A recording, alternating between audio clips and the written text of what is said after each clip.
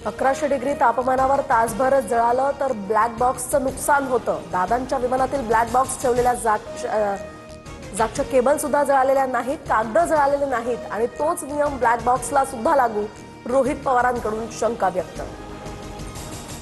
Pilot legacy, लेअरजेट ही दोन्ही विमानं अधिकृतरित्या नाहीतर अनधिकृतरित्या चालवत होता।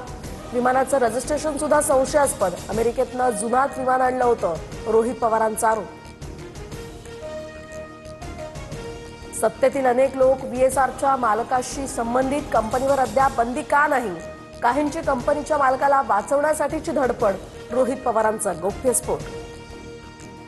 अजित पवारांच्या अपघात प्रकरणाची सीबीआय तपासासह व्हीएसआर कंपनीच्या मालक आणि संचालकांचीही चौकशी व्हावी, राष्ट्रवादीच्या नेत्यांची मुख्यमंत्री फडणवीसांकडे मागणी। फडणवीस लवकरच गृहमंत्री शहांकडे मागणीचा पाठपुरावा करणार।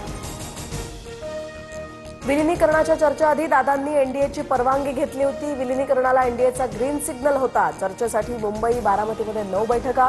बैठकीमध्ये उपस्थित असलेल्या पवारांच्या एका बड्या नेत्याची टीव्ही 9 मराठीला माहिती।